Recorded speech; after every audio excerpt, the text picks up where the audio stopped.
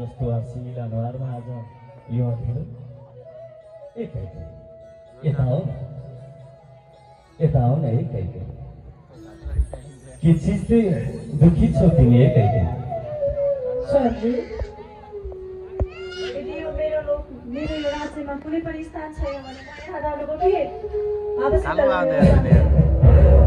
ल पहिला तिमी यता त आऊ यता आऊ न एकै यसरी रिसाएर हुँदैन के अनि आज के चिजको त्यस्तो अभाव भयो तिमी यति रिसाएर बसेकी छौ मैले त कहिले पनि तिमीलाई यस्तो अवस्थामा देखेको थिएँ के भयो पहिला कुरा त भन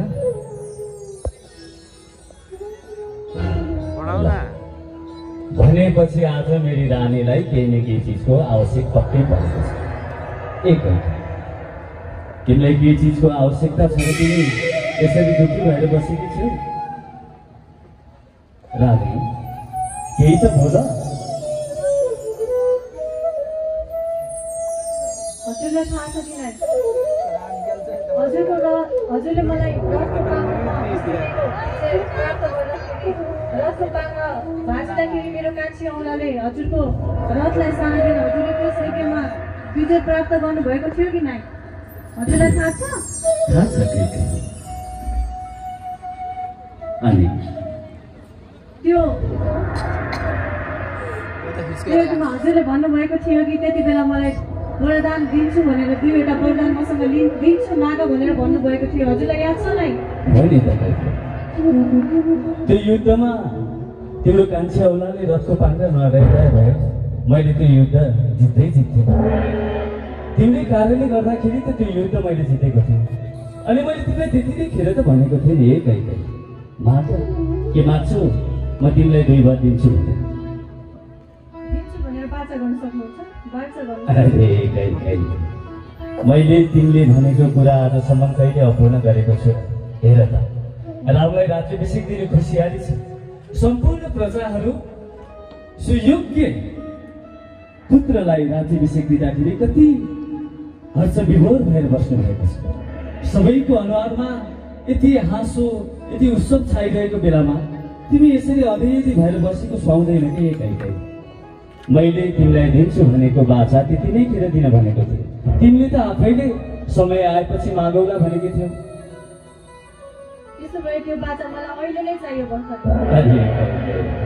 ठिक छ त एकातिर रामलाई राज्याभिषेकको खुसियाली र अर्कोतिर तिमीले मागेको 2टा बाचा पुरा गर्ने खुसियाली यो भन्दा ठुलो खुसियाली के हुन सक्छ माग एकै मैले बाचा गरेँ मेरो राज्यको रिच छ बोलेको बाचा कहिले अपुग भएको छैन तिमी ढुक्क भएर माग्न सक्छौ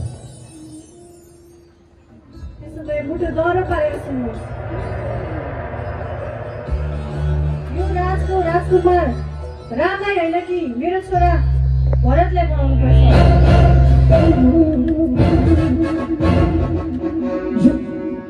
कस्तो कुरा गर्दैछु मैले त सम्पूर्ण राज्यमा ठिक छ यदि तिम्रो त्यस्तै बाचा छ भनेदेखि म स्वीकार गर्छु अर्को बाचा माग कहिले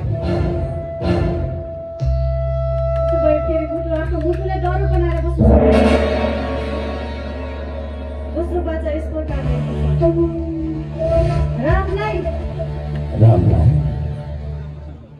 रामलाई 14 वर्षको लागि वनवास पठाउनु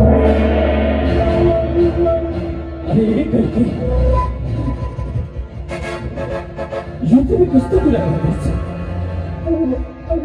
तिमीले मागेका बाचाहरू झुटा हुन् भनेर भन्थ्यौ कहिकै बरु रामलाई यो राज्यको राजा नबनाएर ठिक छ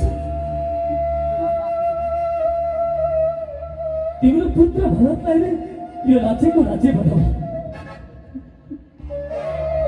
तर रामलाई 14 वर्षको लागि वनवास कहीँ भनिदेऊ कि तिमीले मागेका बाचाहरू झुटो हुन् भनेर मेरो पुत्र रामलाई कसरी 14 वर्षको लागि वनवास पठाउन सक्छ? हे कैकेयी,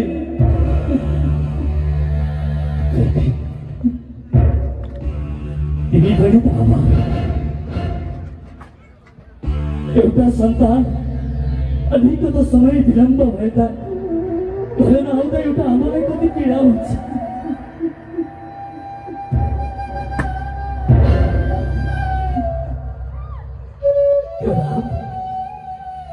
जसले आजसम्म कहिले पनि नराम्रो काम गरेको छैन, यो राज्यमा रहेका सम्पूर्ण प्रजाहरूलाई आफ्नो सन्तान सरह माया गरेर राखेको छ। तिमीले भनेका हर चिजहरू दिन सक्छु कैकेयी, तर रामलाई 14 वर्षको लागि वनवास पो भन्न सक्दैन। तिमीले मागेका बाचाहरू सबै झुटो भनेर भन्थ्यौ कैकेयी। राम,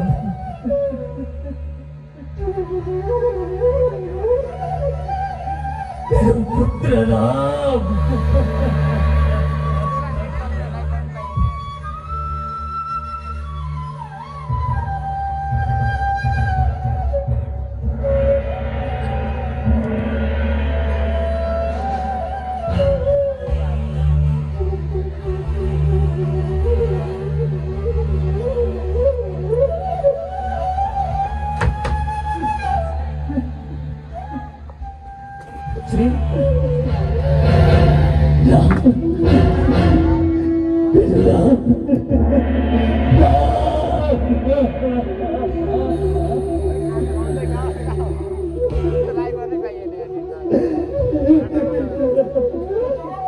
पिताश्री, मेरो पिताश्रीको आँखामा आँसु।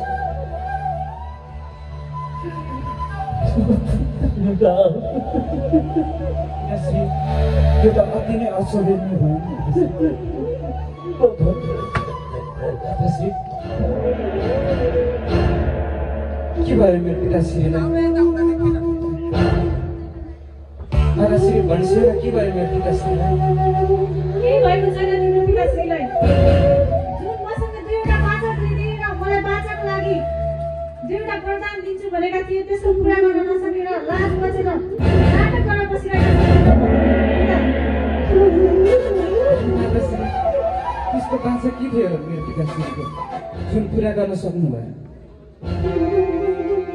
मेरो बाचा थियो कि रामलाई 14 वर्षको लागि वनवास पठाउनु पर्छ भनेर। जुन बाचाबाट आएर उनीहरूको लागि लाज बचाएर नाटक गरी बसिरहेका छन्।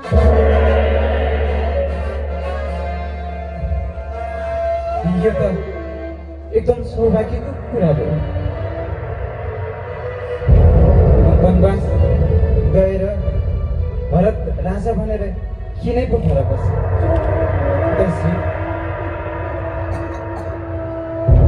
पिताश्री, मेरो एउटा कर्तव्य पनि त हो नि पिताप्रतिको।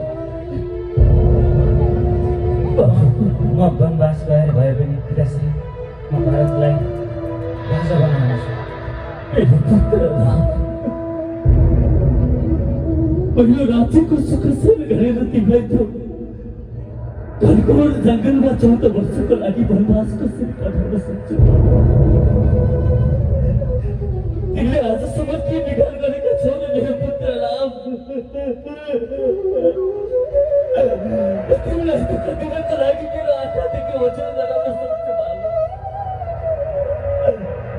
ती जङ्गलका काँडाहरूले तिम्रो पैमा झल्छ।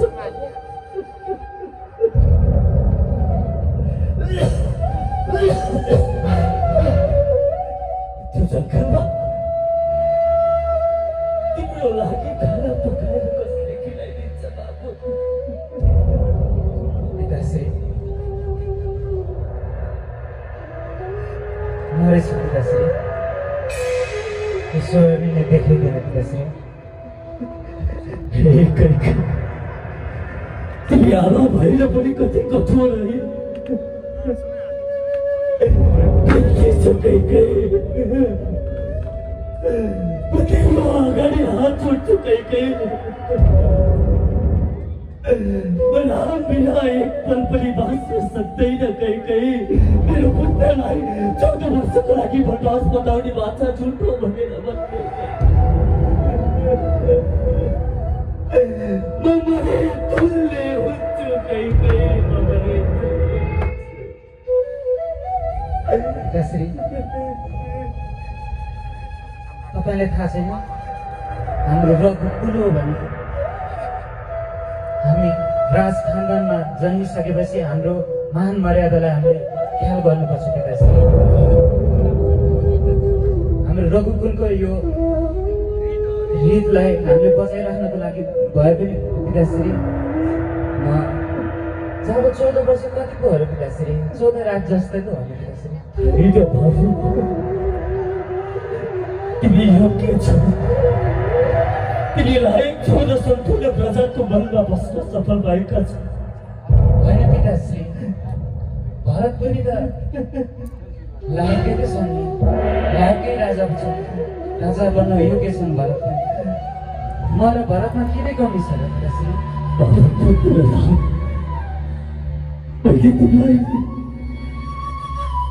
सानैदेखि मदेखि टाढा बनाएर राखेको थिएँ अब समय आएको थियो कि पुत्र र पिता मिलेर यो राज्यमा सम्पूर्ण सुख दुःखलाई अगालेर हिँड्थे यो समयमा यो राज्यको सम्पूर्ण सुख स्वयं भोग गरेर म तिमीलाई कसरी त्यस्तो कठोर यातना दिएर पठाउन सक्छु मेरो बाबु सक्दैन राम पिताश्री तपाईँ आफ्नो मनलाई एकदम डर गराउनुहोस् पिताश्री तपाईँको यो बाजा पनि त खेर जान दिनु भएन नि एक पिताको बाजा खेर जान नदिनु एक पुत्रको पनि त कर्तव्य हुन्छ नि पिताश्री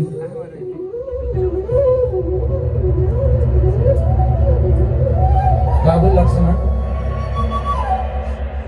पिताको राम्रोसँग ख्याल गर्नु है दादाश्री यो हजुरले के भन्दै हुनुहुन्छ हजुर जङ्गलमा जाँदै गर्दा म यो राज्यमा बसेर कसरी सुख शैल काट्न सक्छु त्यसैले हे दादाश्री म पनि हजुर सँगसँगै वनवास जाने हो होइन भाइ एक राजाले मात्रै देश चल्दैन उसलाई साथ सहयोग दिने सम्पूर्ण व्यक्तिहरूको आवश्यक पर्दछ त्यसकारण तिमी यो राज्यमा दाजुको रेखदेख गरेर बस्नु त्यस्तो होइन मैले त हजुरको सेवाको निम्ति यो जन्म लिएको चाहे जस्तो सुकै कठिन परिस्थिति आओस् तर म हजुरको साथ छोड्ने छैन त्यसैले मलाई यो दरबारमा छोडेर जङ्गल जाने कुरा ठिकै छ त्यसो तिमी यदि नै हट्नै गर्छौ भने त मेरो भन्नु नै के नै छ अनि सिधै मेरो बाबा आमाको राम्रोसँग ख्याल राख्नु है अनि आफ्नै आमा बुबा जस्तै गरेर यो राज्यलाई सम्हालेर राख्नु है हजुरले के भन्नुहुन्छ स्वामी हजुर जङ्गल जाने अनि म चाहिँ दरबारमा सुख शैलमा बस्छु स्वामी म हजुर बिना एक पल पनि बस्न सक्दिनँ स्वामी त्यसैले म पनि हजुरसँगै जङ्गल जाने हुन्छु होइन सिधै आफ्नो स्वामी घरमा नभए पनि आफ्नो घरलाई राम्रोसँग सम्हालेर राख्नु एक स्त्रीको कर्तव्य पनि हुन्छ त्यस कारणले मेरो बाबा आमाको राम्रोसँग ख्याल गरेर बस्छु त्यस्तो होइन स्वामी हजुरले दुःखमा हजुरको हरेक दुःख सुखमा साथ दिने एक प्रतिव्रता नारीको कर्तव्य हो स्वामी त्यसैले म पनि हजुरसँगै जङ्गलमा जाने हो ठिकै छ यदि तिमीहरू हट्नै गर्छौ भने त मलाई भन्नु पनि केही छैन। पिताश्री, मलाई आशीर्वाद गर्नुहुन्छ पिताश्री। म हजुरको बाचालाई पूर्ण गरेर फर्किन सक्छु पिताश्री। म तिमीलाई बिदाई गर्न सक्दैन मेरो राम। राम, मलाई छोडेर तिमी कतै नजाऊ मेरो राम। पिताश्री,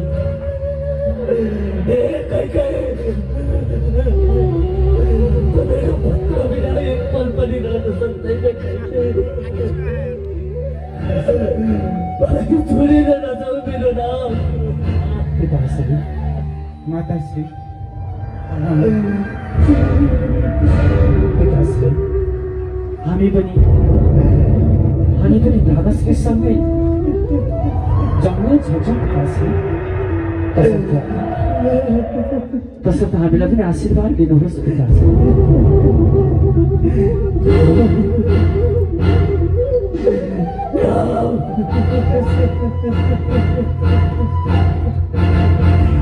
सीता, अन्त्यमा गएर त्यो लाज हटाउन चाहिन्छ अनि पोसाक राखेर लाज ढोक्छ।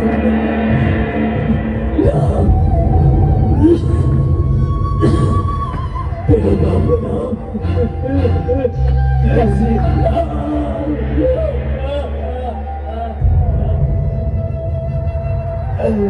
मलाई छोडेर नजाऊ मेरो पुत्र राम।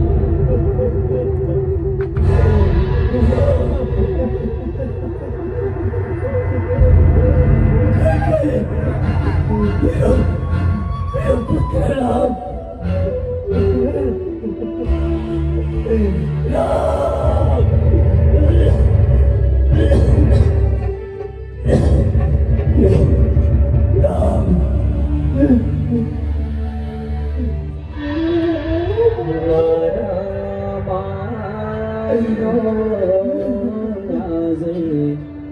Nara